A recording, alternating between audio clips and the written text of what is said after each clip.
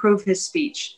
The title of his speech is Virtual to Reality, and it's a 5 to 7 minute speech in length. Please help me welcome Trevor Sebastian.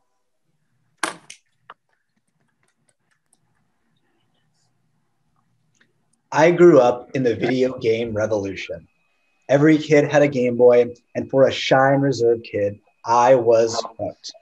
I still remember many late nights and lazy weekends playing for countless hours on end. There was just something about putting time in my in-game character, making him faster, stronger, and smarter that had me coming back for more. Fast forward, and I was 22 years old, and my love for video games only increased, maybe a little too much.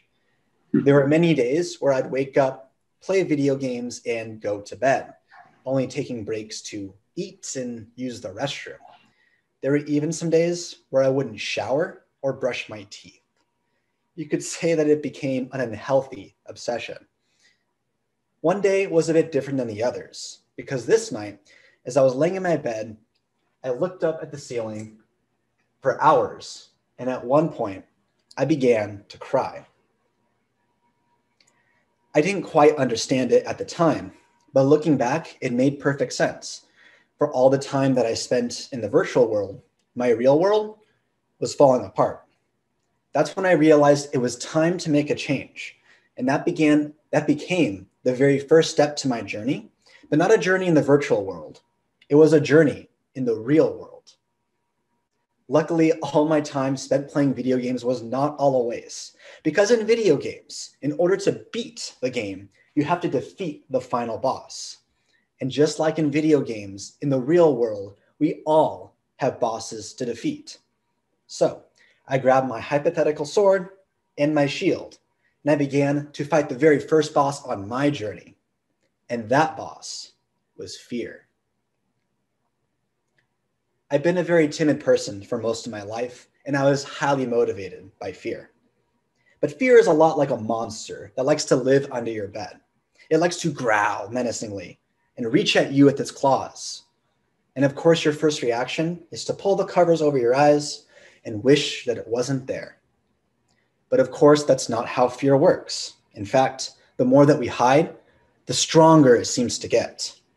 The only way to defeat this fear is to get down on our knees and to look it straight in the eye. And that's what I did.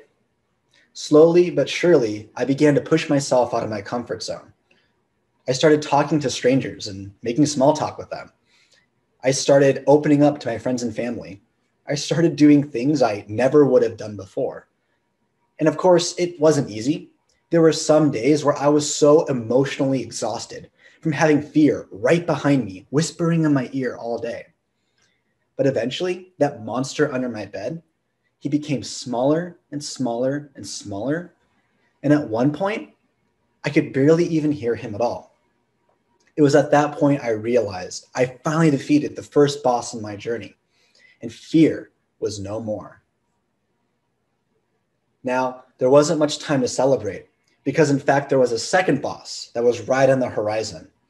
This boss was cultivating self-confidence. You see, when you live your life in fear, there's not a lot of time to look at yourself and who you are. If someone were to ask me to talk about myself, I'd say, I like video games. That's about it.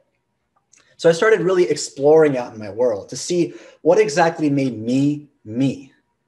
I started taking everything in like a sponge. If someone had something interesting to say, I just consumed it. And in the span of one short year, I went from Trevor the video game player to Trevor the yogi,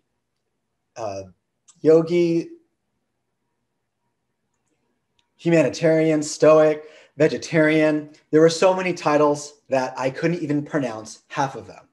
And finally, when I talked to someone, I could connect with them. I felt so confident in myself. And I could say the second boss had been defeated, and I cultivated self-confidence. But something didn't quite feel right. For all this new confidence I had, I couldn't quite shake the feeling of being fake. You see, I realized that fear was actually still behind me. He was still whispering in my ear. And although I thought I was more confident, in fact, I was just still very scared. Just like in my video games, I started taking what people had and putting it on me like armor. And at some point, this armor got so heavy and so burdensome that when I looked at myself in the mirror, I couldn't even recognize who I was anymore.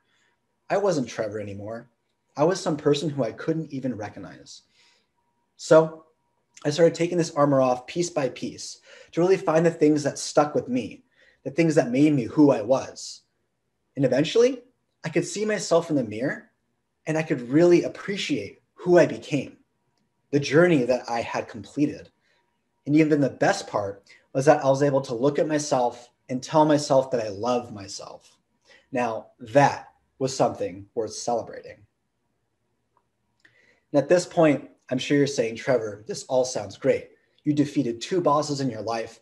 What more can there be?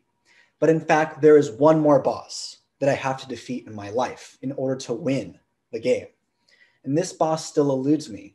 And in fact, I don't even know if I'll be able to defeat this boss in my life. This last boss on my journey is finding my purpose.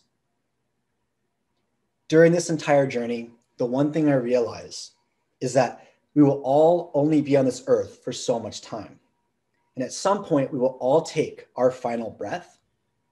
And the only thing we'll have left are the actions that we took.